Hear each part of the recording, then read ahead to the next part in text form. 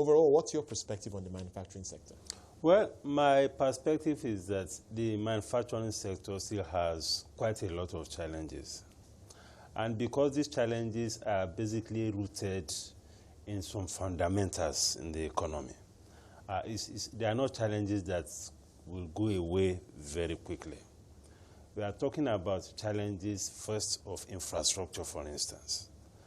Because one of the biggest risks to the real sector of the economy is infrastructure. Infrastructure poses much bigger risk to manufacturing and to agriculture than other sectors of the economy. And to the extent that we have the kind of infrastructure deficit that we have, for so long shall we be having challenges with manufacturing. Another major issue with manufacturing is that we have an import-dependent manufacturing sector. So that also makes the manufacturing sector to be very vulnerable to external shocks. Right. Luckily, at least in the last 1 year, we have had some stability macroeconomically in terms of the macroeconomic fundamentals. Yes, but if anything happens to that, it will also hit the manufacturing sector. But do you share those fears that we could see manufacturing slip back into recession? We know it only came out of recession in the first quarter. Yeah. You know, the recovery itself is a very fragile one, even across sectors. It's very fragile, manufacturing and other sectors, because you can see that the whole thing is still being driven by the oil sector, essentially. And some of the sector that also seems to be fairly doing well are basically actually in services, you know. The agri sector, yes, sometimes we record some growth and there's a lot of hype about what is happening there.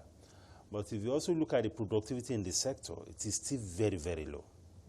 If you look at what revenue is coming from there, if you look at the quality of jobs in the sector, and if you also look at the security issues affecting the agricultural sector, I'm talking now about all these herdsmen clashes, Boko Haram, many of the farmers are now in the IDP camps, and the fact that we are not yet at the level of proper mechanization of agriculture.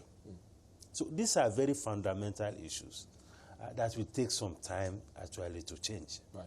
And everyone in manufacturing, especially those that have to import their inputs, continue to speak of the gridlock in the Apapa area, exactly, the road leading to the port. Exactly. And exactly. It's quite interesting that this continues to be an issue that we talk about year on year.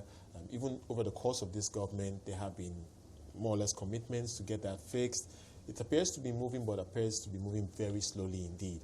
How critical do you think it is for us to fix that? And I bring that point again about manufacturing potentially slipping back into recession. How will you describe the state of most companies in the manufacturing sector today in the light of the challenges they're facing? No, the state of manufacturing is not good. Very fragile? It's fragile. It's fragile because, first, their cost of operation is still very high. And if your cost of operation is high in an economy where the purchasing power is weak, that tells you the effect it will have on sales, the effect it will have on profitability and their profit margins. So that is one big issue. And there is also a limit to which some of these costs can be transferred to the consumers. Because it gets to a point that you cannot transfer your costs to consumers, depending, of course, on how elastic the demand of your product is. But right, for most of them, they cannot just transfer costs. So that is eating into their margin. And of course, we also have policy issues. We have seen some of them who have invested heavily in manufacturing, and suddenly there's a policy somersault.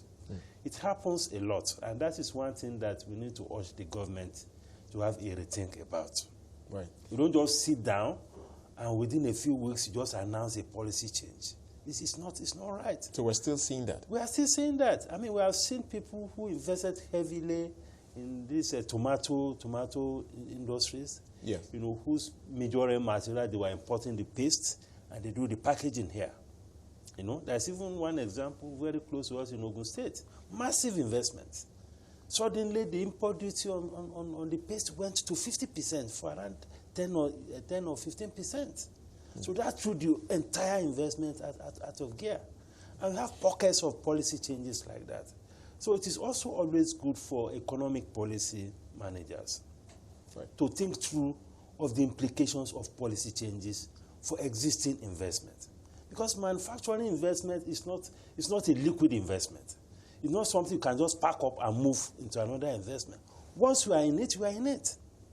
So the span of policy, I think policymakers should think properly about Speaking of policy, let's focus briefly on monetary policy. Yes. And recently we heard about the initiative by the central bank to encourage banks to lend at single-digit rates for sectors such as agriculture and potentially manufacturing, anyone who is making fresh investments that potentially can create jobs.